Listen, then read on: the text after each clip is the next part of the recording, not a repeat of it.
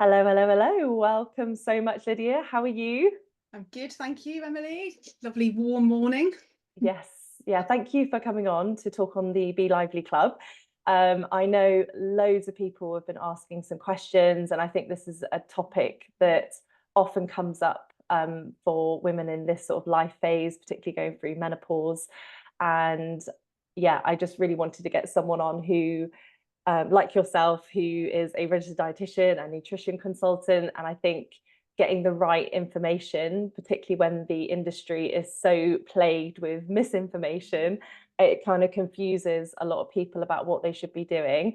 And yeah, I'm really excited to talk about it. And I think, yeah, doing it from a compassionate, Mm, practical perspective is definitely a good approach at this point in our lives.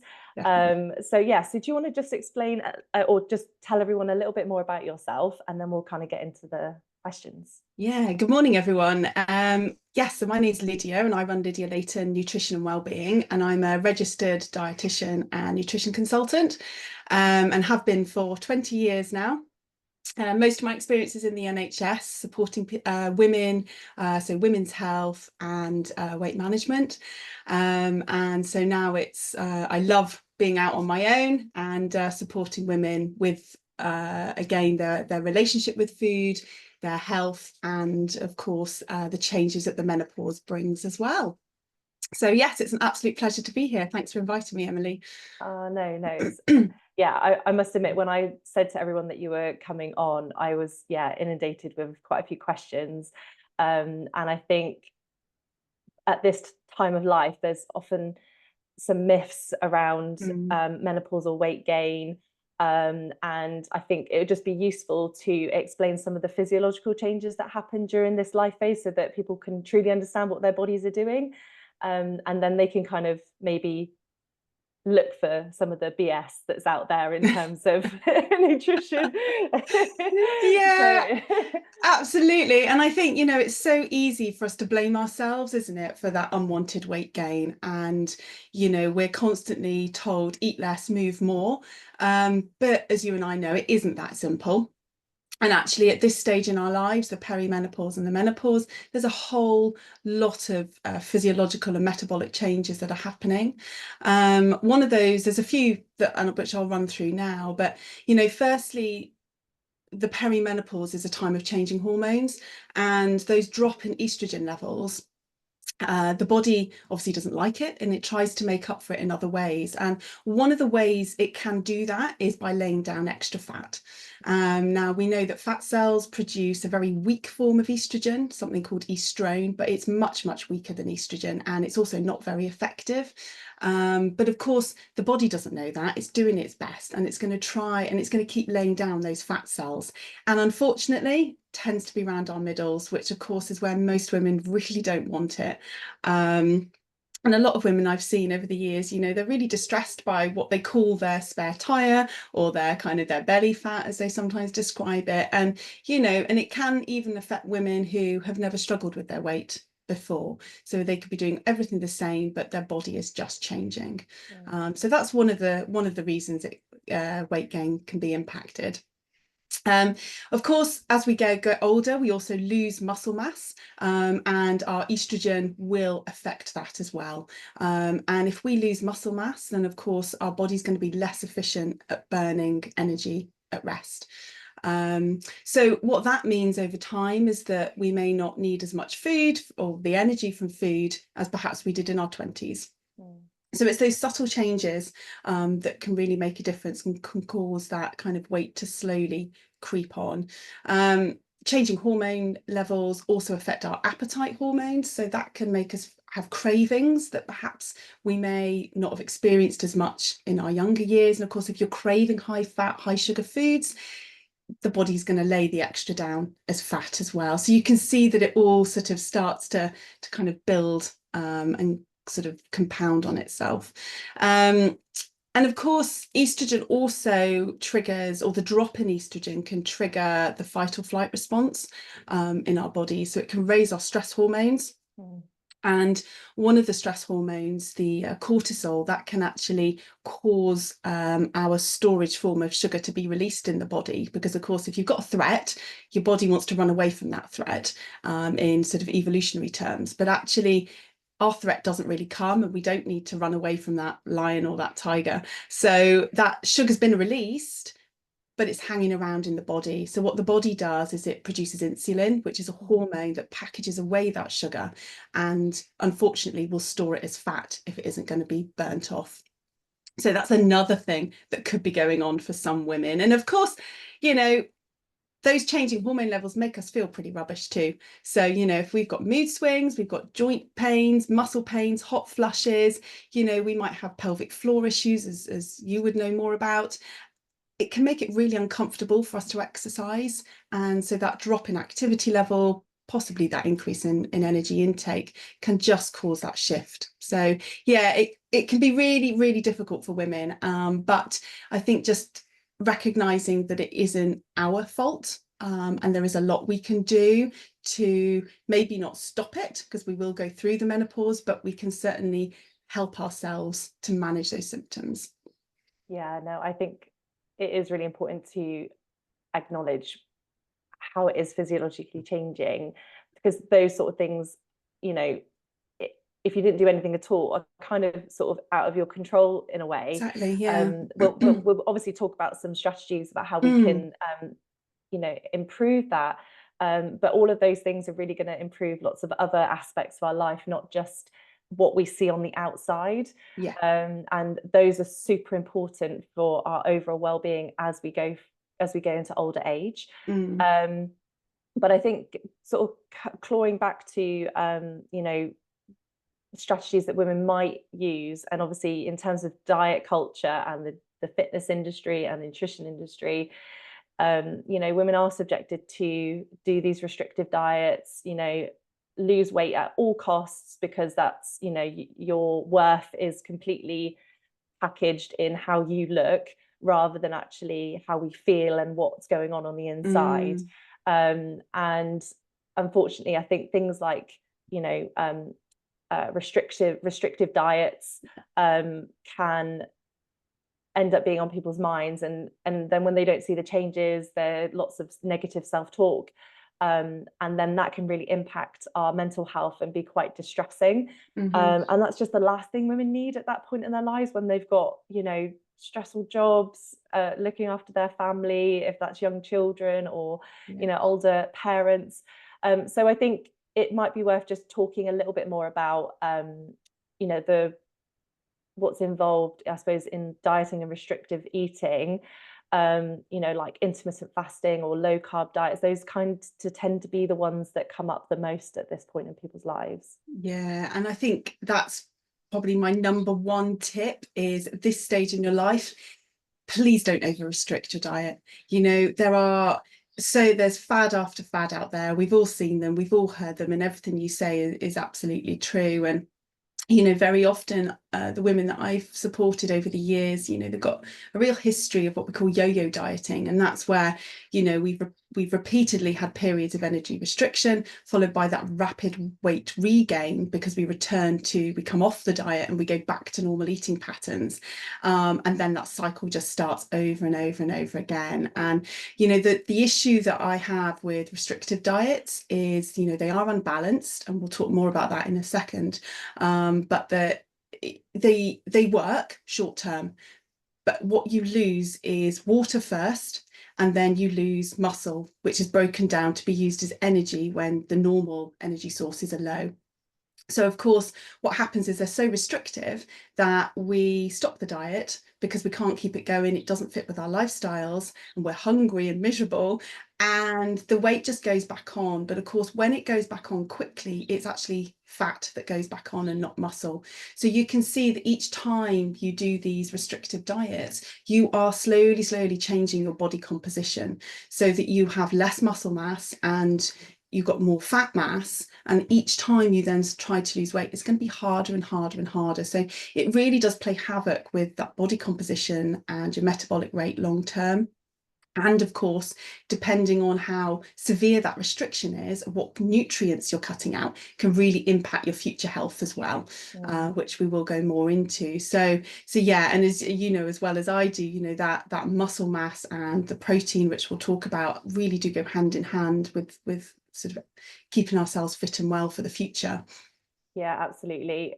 So, well, we call it sarcopenia. So when reducing the amount of when we have a reduction in muscle mass, and that can really be a contributing factor towards, you know, diseases, you know, like diabetes, heart disease, cancers. And actually, if we're not fit and we don't have good muscle mass when we potentially can't avoid some of those diseases, that's just part of our genetic sort of makeup, I suppose. If we don't have good muscle mass at that point in our lives, we're actually less likely to be resilient enough to get through you know, changes like cancer or you know, going through you know, or diabetes, because I always liken muscle being like sponges. If you've got circulating glucose in your bloodstream, when you move your body, your muscles are like sponges and they soak it all in. Yeah, that's a And great then you analogy. and so if you don't have enough muscle there, then it can't do that effectively. And so it is super important to make sure that your muscles are big and strong, ladies. So Yes, absolutely. so going on to that then, so protein. Yes. So we're really thinking about adding things to our diet rather than taking away. Definitely. You know, definitely lots of well, I'll let you talk about that. Yeah, absolutely. I think, you know, one of the things, protein, there is a huge amount of hype about protein at the moment. And yes, it is important, but I have heard excessive protein amounts sort of thrown out there. There's a lot of perhaps personal trainers, celebrities, different diets saying protein, we need loads of protein. We need enough protein. Too much it can have other impacts. We need it for our bone health. We need it for sustaining energy levels, protecting lean muscle mass, and you know, it also helps us to feel fuller for longer as well as supporting our skin, our hair, our nails, which all are impacted by the menopause. As a population, most of us are eating more than enough protein. So our requirements, the baseline requirements, are 0.75 grams per kilogram body weight per day, which actually isn't that much. And I'll explain more in a minute. Now, so most of us are getting more than enough. Research has shown that having slightly more protein as we move through the menopause, alongside weight-bearing exercise, helps to protect against that muscle loss and protect our metabolism. But it's only a slight increase. It's going up to 1 to 1.2 grams. So you can see it's not that much. And what that means in practice is, you know, there is no average weight, but if I just pick a 70 kilograms, for example, which is roughly 11 stone, you know, you're looking at about 70 grams of protein, 70 to 80. I didn't do the maths on that on the 1.2, but yeah, 70 to 80 grams of protein per day. So how that works out is if you have it's split evenly over the day. So you have maybe breakfast, lunch and dinner, you have roughly 20 to 25 grams. And to put it into context, you know, a chicken breast is a roughly 20 grams. So if you had chicken and the other bits to a meal, that's enough at dinner.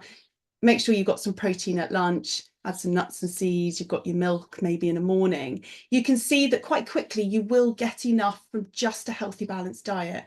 You throw in 1 or 2 snacks, and actually most women will meet their needs for perimenopause and menopause, and there isn't a need for additional supplements and protein powders and things like that. And actually what a lot of people don't realize is, going back to this restrictive diet, if we are cutting out carbohydrates actually and you're pushing the protein actually will be used as a carb first. So it will be used to generate energy before it's used as a protein to do all the protein jobs. So it'll be used as energy as its primary function, because the body's sole function and the brain, it needs glucose. So it goes through a really complex process called gluconeogenesis, which turns that protein into energy. Then when the body's got enough energy, it will then use the protein for repair and muscle growth and all the other jobs. Yeah. So you can see that balance, carbs and protein, we do need them together. Yeah, absolutely. And I think often when we reduce our carb intake, I think there's definitely a place for reducing processed, Absolutely. ultra processed foods. But we get so many other nutrients that we need for repair, for brain function, all the sort of nutrients and minerals that we need to help us to just general functioning. And I think, yeah, it's worth probably speaking about carbohydrates in a positive light.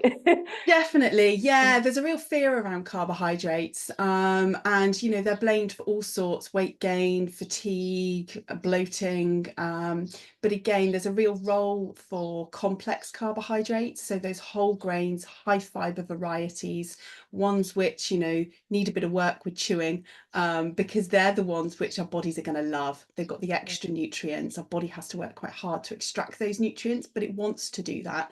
And of course, with those, you've got fiber, which comes alongside that, which fiber has so many roles in our body, not just for healthy guts, but it, you know, it has a huge role in helping us feel fuller for longer, as well as managing our sort of the bacteria within our gut. And yeah, so it's got loads of positives. But also the one thing I was going to say in relation to what you said about nutrients is it's really common to pick out particular nutrients. So again, women might say, oh, my skin's changing, my hair's changing, oh, I need B supplements, or oh, you're going through the menopause, you should have extra magnesium, you need this, you need that. But I think it's really important to remember that nutrients work best when eaten within the what we call the food matrix, which is the food itself. So you've got the fluid, you've got the fiber, you've got the cell walls. And as an example, you know, like an orange, for example, we all know oranges are good in vitamin C. Most people know that. But it's also got beta carotene, it's got polyphenols, it's got folate, potassium, calcium, quite good in oranges, fiber and fluid. All of those nutrients work together in a really complex way to support our overall health. But of course, if we take vitamin C out, we put it in a pill and you take it, it's not going to work in the same way. I call this the entourage effect. Mm. So you kind of need Yeah. you need your homies to Yeah, you do. to Yeah. thrive.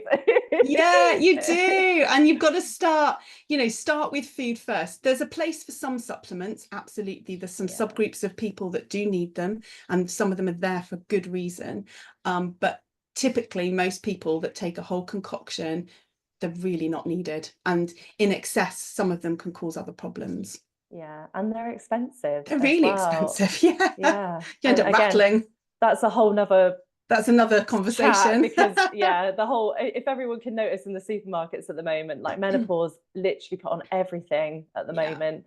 And yeah, 9 times out of 10 it just really isn't needed. And it's kind of sad really, because it is really playing on people's vulnerabilities at this point in their life. And so speaking on vulnerabilities and feeling a bit crap at this point in our lives, I think it's really important that women sort of practice, you know, things like self-compassion. And I know that term gets flown around a lot, and can probably lose its value, but I think there's a lot to be said in this space for things like body image, when, you know, our bodies do change. And, you know, whether that's, you know, due to being less physically active, or, you know, eating more because of our hormones. But I think when we understand how our bodies are changing, we can come at it through a lens of feeling, oh, okay, I can, you know, this is happening, and this is what's in my control, and this is going to help me feel better. Or women can maybe get more self-awareness around their bodies, and really kind of hone in and go, oh, actually, what makes me feel good, what doesn't make me feel good, you know, what triggers my symptoms, what doesn't trigger my symptoms. But I think when it comes from a place of self-compassion, that will reduce the distress associated. And I think if we completely sort of get rid of this construct around thin is best, then I think that we can kind of go through this life phase with a little bit more, you know, less Yeah, F's. absolutely. Without swearing. I'm Yeah. gonna go swearing in this. Sorry, Yeah, guys. you know, you're absolutely right. And I think there is that real thinner is better. And we know that's not the case. And there are thousands of studies out there. There's a real movement around, you know, health at every size. And, you know, it's just going to show that we don't need to be thin in order to be healthy. And actually, we find that's not often the case. Mm, You know, it's what's going on inside. You know, your healthy habits are so important. So, you know, what you're eating, how you're moving, how you're managing your stress, are you making time for relaxation? You know, health is so much more than just what you look like outside. It mm, is that physical health, it's that mental health, that overall well-being. So I think, like you say, once we sort of let go of that and think, well, you know, our bodies are designed to change as women. You know, they change throughout our lives. They change through puberty, they change when we have babies, they change again when we have breastfeeding. They don't always go back the way we want them to go back. And, you know, somehow we accept that, don't we? And we do move on. And, you know, we can lose weight if that's what an individual wants to do, but we must do it in a way that protects our future health so that it doesn't trigger you know, we don't want disordered eating patterns as we go through life. We don't want to put that on our children if we've got children. We want to enjoy life and we want to be healthy. mm, Because actually without your health, as you and I know, you know, it's not great.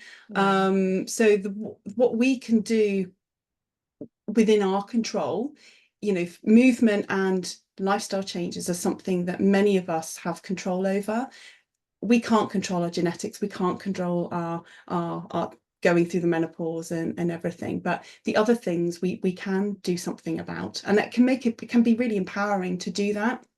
But we do need to be kind to ourselves, and I think recognizing what's going on in our bodies and also having that knowledge and saying, oh, okay, I feel a bit rubbish today. Maybe I'll just take some time out for meditation, I'll relax, do some gentle exercise. You know, and again, even sleep, looking at sleeping patterns that can be disrupted. So sometimes it's about being slightly selfish, which is really difficult as women, especially if we've got children, other people we're mm. caring for, we're working. But even just 10 minutes a day can make such a difference to do some meditation.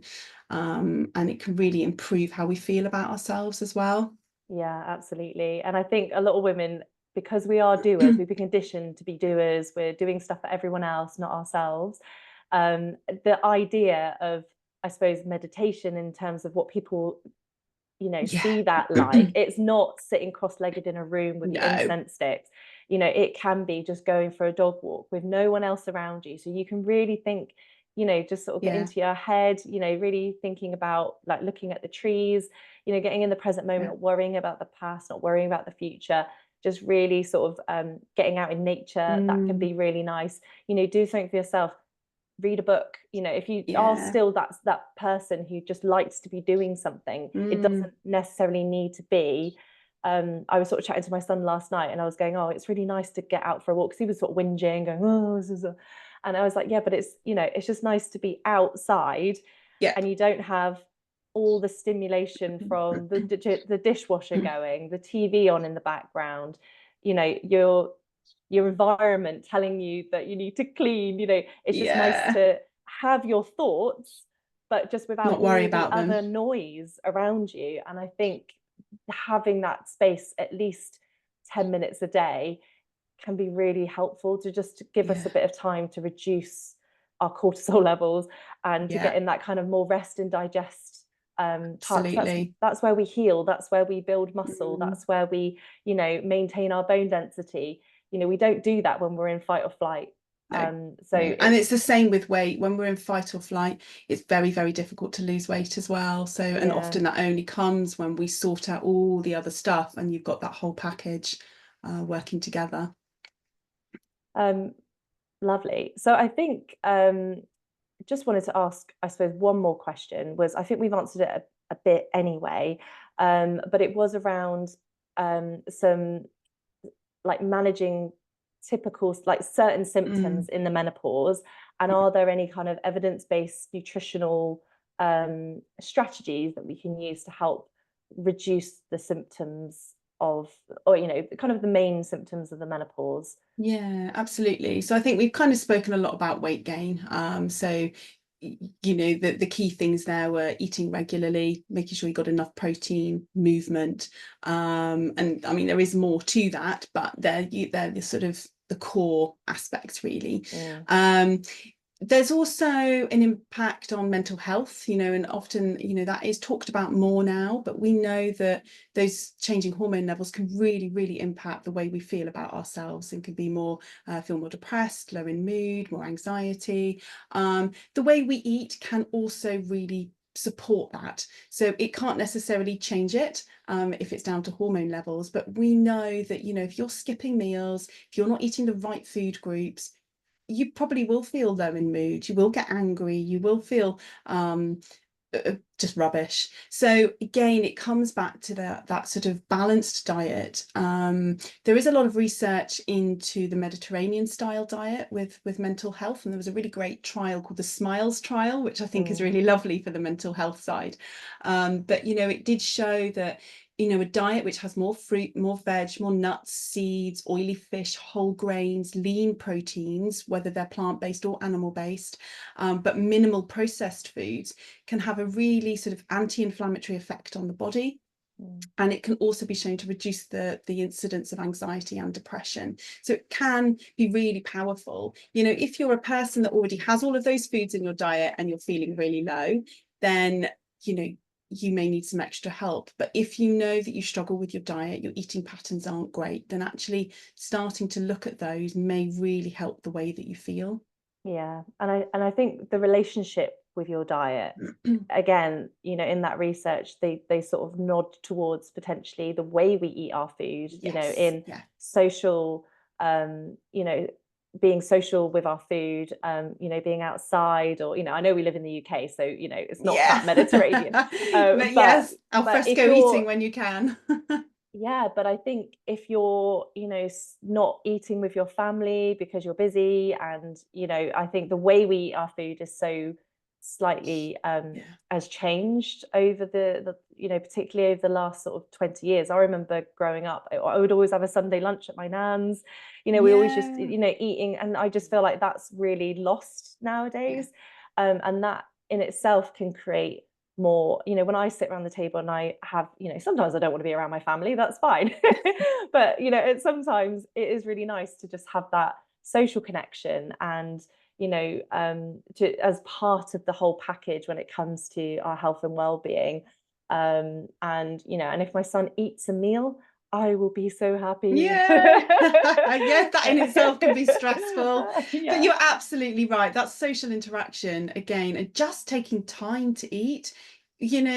The kind of Mediterranean countries do have that right. They take their meal breaks. Mm, And, I think we've sort of lost that here in the UK. And it is so important, not just to nourish, but to take that time out and refuel and refresh. And like you say, get into that rest and digest phase. yeah, Um, definitely. Another one is hot flushes, obviously really common symptom, and there is Mm, some evidence around soya proteins, and they contain a chemical called phytoestrogens, which can help to reduce the frequency of hot flushes. It's not strong enough to boost estrogen, but there is some yeah. evidence to say it can reduce those hot flushes. So again, things like soya milk, yogurt, edamame beans, tofu, all of those foods, if you like them and can include them, they may be beneficial. And of course, they're a great source of protein, Yeah. plant-based protein as well. So there's lots of pluses to having them in your diet for sure. Yeah, definitely. And I would say, just a tip for anyone that goes, oh, tofu, like that, straight out of the packet. I love like scrambled tofu, where there's Oh, hardly any okay. prep. I just crumble it into a frying pan with some olive oil, and then adding like some spices, like just like vegetable stock and some turmeric, and just kind of gives it that kind of more yellow look. And then it's like a really nice scrambled egg version, if that makes sense, using tofu. But there's hardly any prep involved. But tofu on its own isn't particularly that tasty. So just do a bit of research around how to use it well, and actually you'll be really surprised at how good it is at absorbing lots of flavour. Yeah, I've struggled a So bit with tofu. I'm still working on tofu. Yeah, I did. I And hated that's as a tofu. dietitian, I'm a bit like, Yeah. oh, I'm No, really no, struggling with this. yeah, I hated tofu, particularly when it was just like, oh, I just chop it into squares. This feels a bit I odd, did it as a you know. dip. I fried it and we had this quite strong dip and it was all right, but I was a bit like, oh, I'm not sure. I think Yeah, definitely in a sauce with lots of flavor, like a kind of Asian style sauce, I think it would be much, much nicer. yeah, yeah, definitely. It's Give getting it, the give it. kids to eat it too, though. I haven't quite cracked that one. Yeah, no, it is a tricky one, but yeah, I would say my favorite is scrambled tofu. I'll try that And one. yeah. But yeah, so there is some evidence for there, and I think, you know, caffeine and alcohol can really impact hot flushes, so we Yeah. do encourage women to go easy on those. And I think just quickly, if I've got time, just to mention gut health, is that okay, Yeah, Emily? yeah, yeah, yeah. You know, there's a lot of research into gut health and gut changes, so always, if you're experiencing gut changes, always seek some health professional advice first, because Yeah. often we need to rule out more serious conditions because a lot of the symptoms can be very similar to other things. But equally, you know, certainly where IBS is concerned, bloating, wind, there is a lot from a dietary angle that we can do. So, and there's a lot of research behind that. So yeah, but again, Yeah. some of it comes down to the way we eat. So that's sitting at a table, taking our time over meals, not shoveling them down at top speed or walking around. So some of it's quite basic stuff, but Yeah. equally we can dive deeper if we have to. Yeah, no, I think that's important. I think often women will see changes in their abdomen and often think, Mm, oh, you know, I'm just putting it all on the front, but actually sometimes it can just purely be bloating, yeah, yeah. It which, can be you know, really makes us uncomfortable. really uncomfortable. And, you know, and it's one question I often ask women when they come for pelvic health assessment is actually when we do have more bloating, it just changes the dynamic of our posture. And so Mm, that can then have an impact on our pelvic floor, you know, yeah, when things start to change. So, you know, that's why it's super important to just make sure that you work with people who look at you from a whole person perspective. yeah. You know, it's not just about the pelvic floor muscles and getting them super strong. It is Mm. about, you know, looking at the what's above and below you, Yeah, below the yeah, pelvis, you know, and yeah, I just think it's really important that we look at women from absolutely. a And more I holistic angle. Yeah, and I think I completely agree with you on all that. And whilst people come to me desperate for weight loss, actually, once we dig a bit deeper, we find out maybe they're more constipated. Yes, they've got the Yeah, bloating, and then their eating patterns, and they're stressed. And actually, like you say, when you dig a bit deeper and you look at all of it, yeah, there's a lot we can do. And often a lot of women end up just feeling better. Yes, they lose a bit of weight, sometimes, not always, but one of the biggest things is they feel better. And that's what you want, because if you feel better, you're going to make better choices. You're going to have the yeah, energy to exercise. You're going to be happier in yourself. And it yeah, has a big role. That holistic approach definitely is yeah. worth it. And I think it's just proof though as well, when you do start feeling better, irrespective of weight loss, you Yeah. know that it's not the weight that's the issue. Yes. It's, Yes. you know, and I think that's unfortunate. I think in healthcare sometimes it's like, oh, you've got joint pain, you've got bloating, you've got, you know, sort of a lot of the symptoms going through the Mm, menopause or pelvic floor dysfunction. A lot of the time there's so much onus on, well, maybe you should lose a bit of weight. yeah. And it is utter madness, because there is Yeah. so much we can do to Mm, improve our health and well-being, and you can have really good lean muscle mass underneath, you know, sort of yeah. the superficial fat, and that's super beneficial. It's really anti-inflammatory, it's going to help you move easier, Yeah. make you feel better, you know, whereas you can have some women who are, you know, very slim but have very small lean muscle Mm, mass because they've just been over restricting, and that's going to cause bone health issues, yeah, you know, exactly. gut health issues in itself as well. Yeah. So, you know, I think this is There's a why real balance, isn't there? yeah, and I think in the sort of cancer sphere where I work, you know, mainly work, you know, we're looking at, you know, is fitness versus fatness, you know, and I think Yeah, the yeah. pendulum is definitely swinging It more is towards swinging. fitness, because actually, and that's where the research is really showing that women, or not women, you know, the general population, you know, Mm, if they've got good levels of lean muscle mass, actually their level of risk in getting, yeah. you know, sort of typical diseases, you know, cardiovascular, dementia, cancers, Mm, mm, diabetes, are reduced significantly. Mm. And the more health behaviors we adopt, the lower the risk is, Yeah, yeah, irrespective of definitely. what weight we are. So Yeah, I think that's, a really important message to take home to everyone, is that, yeah, just don't worry. no, And, it will all be okay. just do your best with what you can do, because we live in a world where we are so busy and we're doing stuff and our brains don't switch off. But I think if we could just give ourselves at least 10-20 minutes a day of some sort of self-care, so that we can just manage life and be a bit more resilient, with the world that we live in. You can't help other people if you can't, if you aren't looking If after you want, yeah. yourself. So yeah. But do you want to add anything else? Is there? I think you pretty much I finished. think we've covered most of it. I think one Yeah. thing I will just, there's two little points actually. Weight gain isn't inevitable. Yes. So, I will say not everybody is going to gain weight that goes through the menopause. It's roughly about 50% of us, okay? But like I say, weight, it's just that your weight in general is just the tip of the iceberg. There are so many other factors, as we said, that add up to supporting you with that. And the other thing is, it isn't all doom and gloom. Sometimes there can be this feeling that the menopause is like that. We're getting older, everything starts failing. But I saw this quote. It's by Jess Ennis-Hill, the athlete and the women's health ambassador, and she says it can feel a bit like this for many, but as our health suddenly comes into focus at this stage of life, it can be a time where women prioritize themselves for the first time in decades. And I think that's a really powerful message, because you can say, we've still got potentially such a long life after the menopause these days. Our life expectancy is much, much higher. But it can be a time where we make huge changes for the positive. So yeah, it's not all doom and gloom.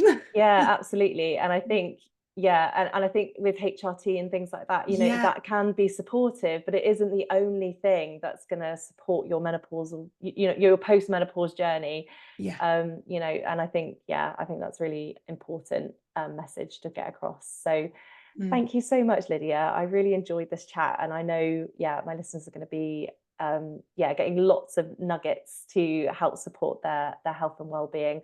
And it's just nice to have someone who is a registered dietitian, and can really help sort of decipher a lot of the noise that's happening in this space, with some just very good, compassionate, practical tips.